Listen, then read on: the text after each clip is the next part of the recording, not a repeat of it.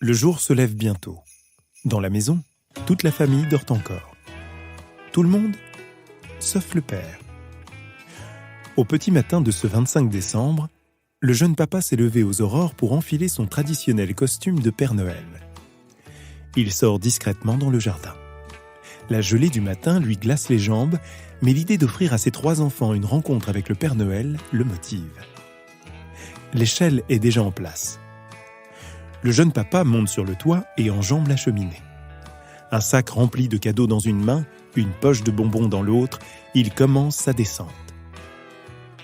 À l'étage de la maison, les premiers bruits se font entendre. Dans quelques minutes à peine, les enfants verront débarquer par la cheminée le vieillard et sa longue barbe blanche, les bras chargés de cadeaux. Mais à l'intérieur du fin conduit qui descend dans le salon, la grosse botte du costume se bloque entre le sac et la cloison en briques. Malgré plusieurs tentatives, le jeune Papa Noël est immobilisé. Il parvient à saisir son téléphone et appeler les pompiers. Pendant ce temps, dans le salon, les enfants restent figés. Le sapin est toujours là, mais pas de cadeau. Soudain, dehors, des lumières bleues apparaissent et illuminent la façade de la maison. Aussitôt, les enfants accourent à la fenêtre et découvrent au milieu du jardin un gigantesque camion rouge. Émerveillés devant l'échelle qui se déploie au-dessus de la maison, tous s'écrient « C'est le traîneau du Père Noël! Il est venu avec tous ses lutins !»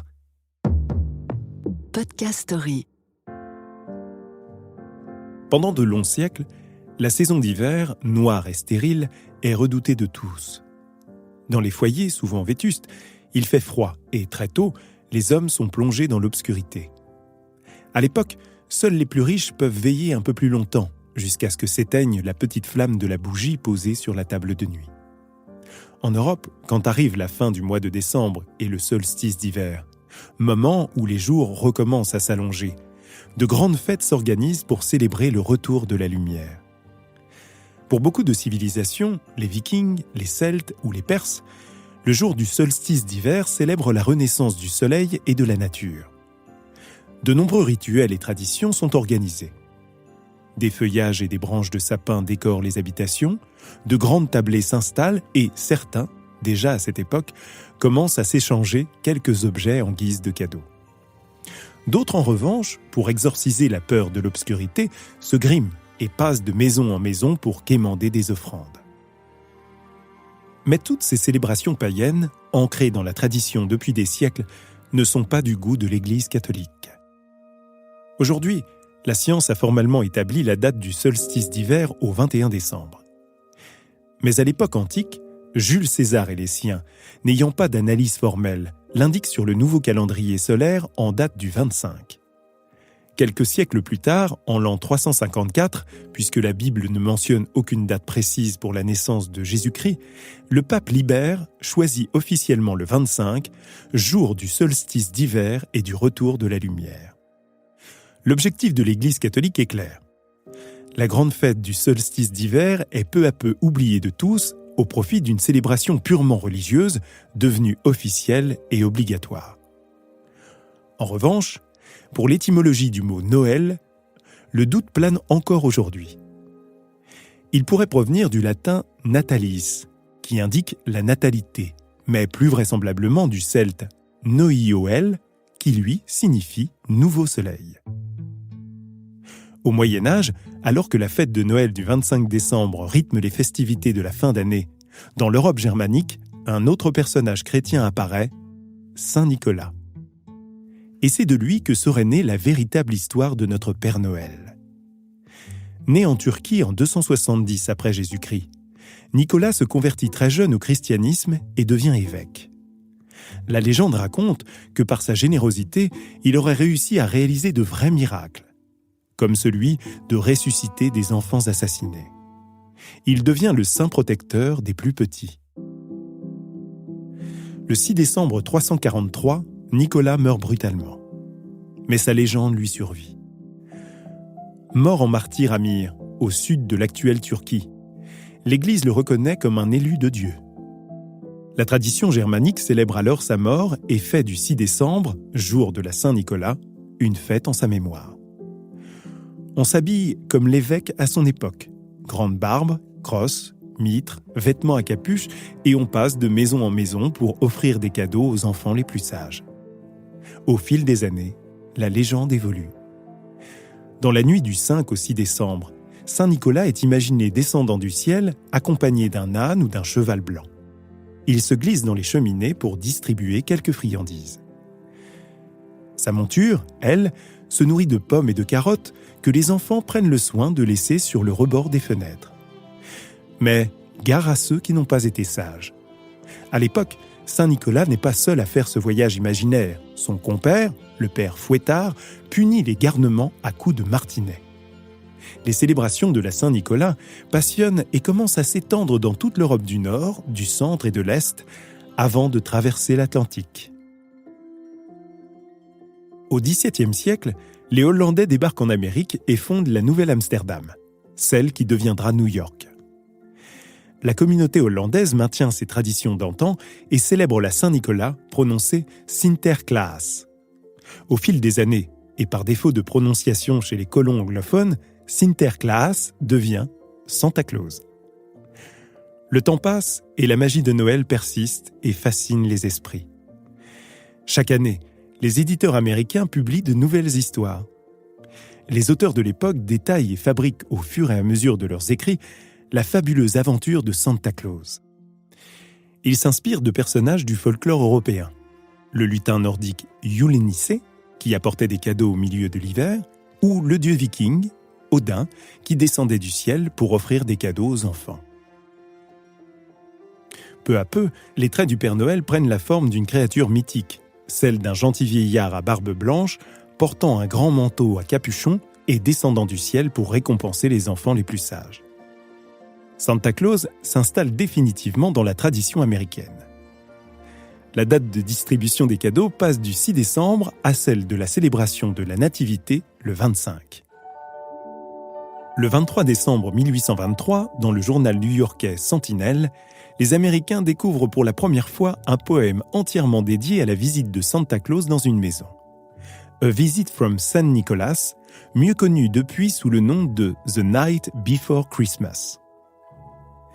Signé par le pasteur américain Clement Clark Moore, Santa Claus y est décrit comme un vieux lutin à barbe blanche, dodu et souriant, qui distribue les cadeaux en se déplaçant dans le ciel sur un traîneau tiré par 8 rennes.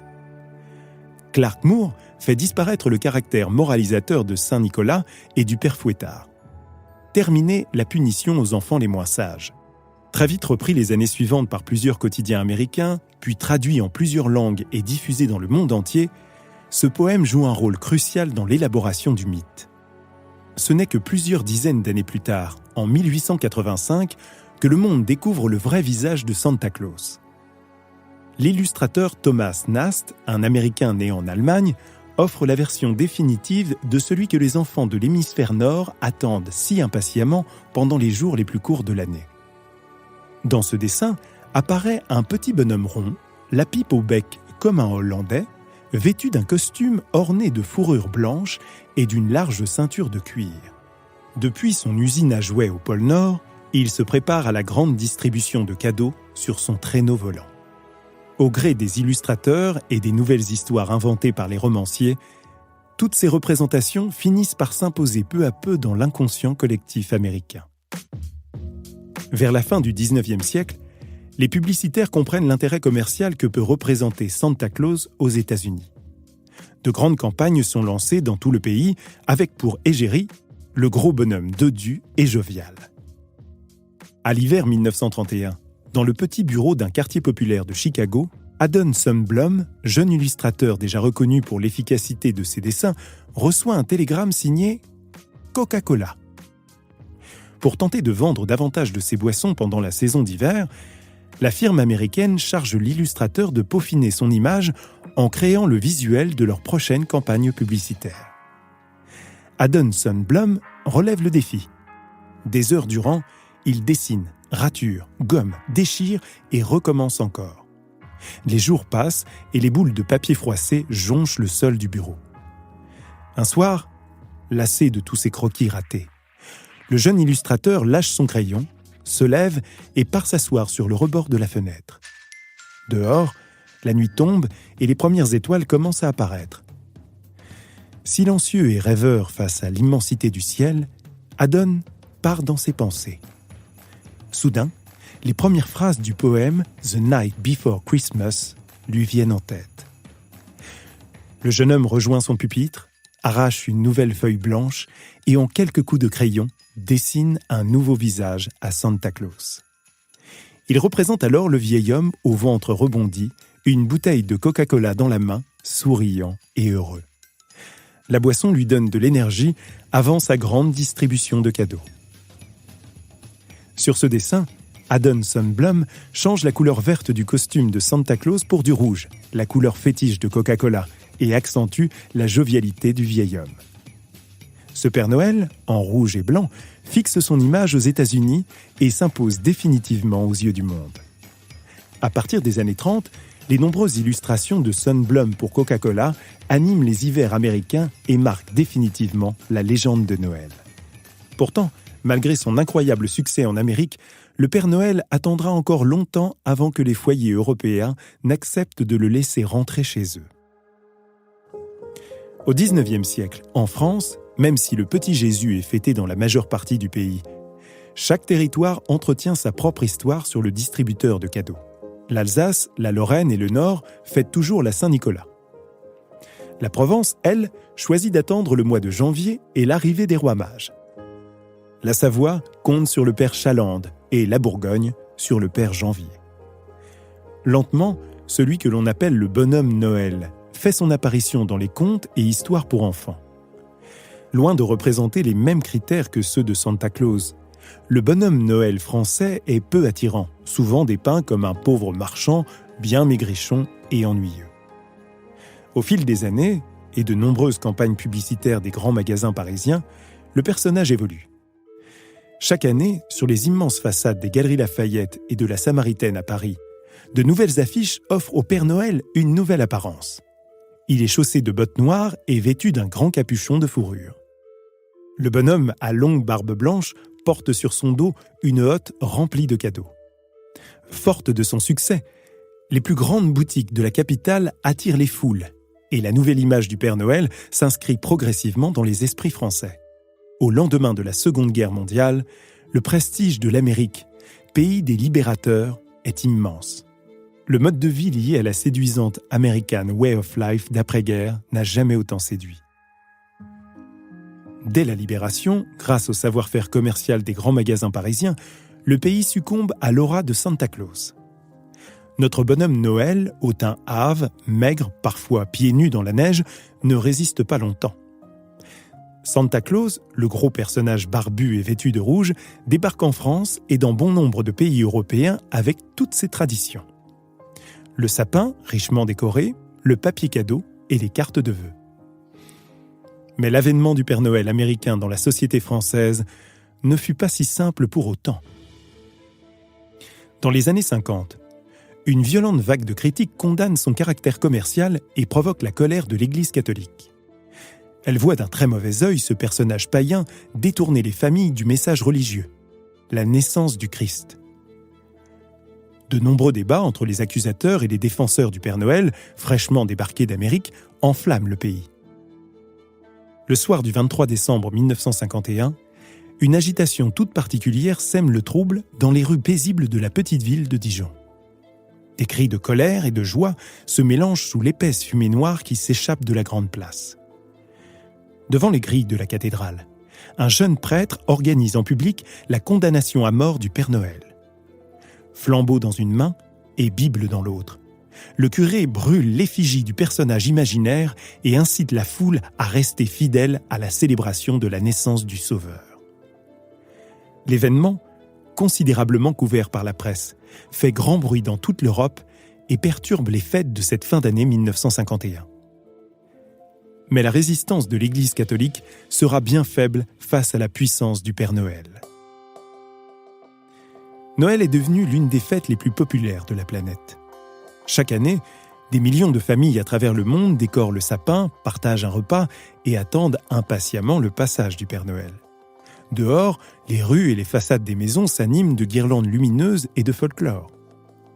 Mais il existe autant de cultures différentes que de traditions de Noël, et chaque pays y apporte ses propres spécialités.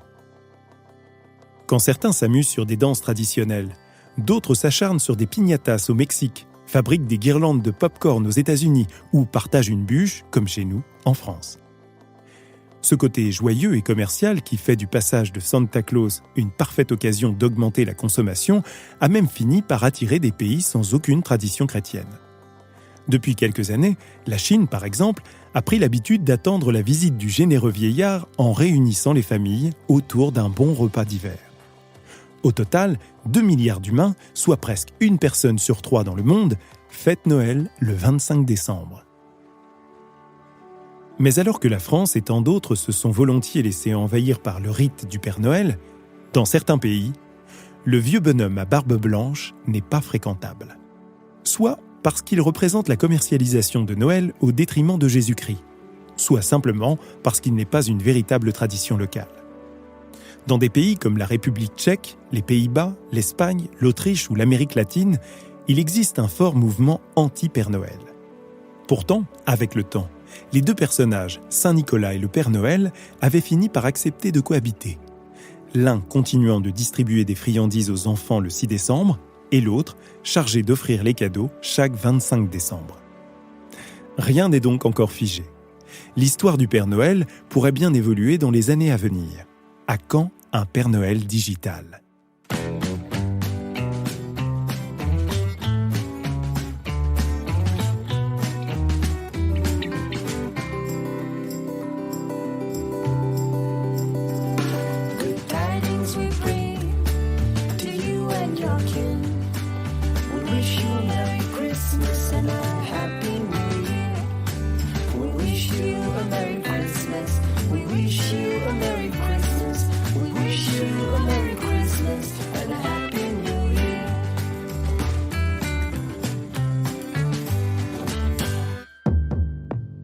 Podcast Story. On a tous une histoire à écouter.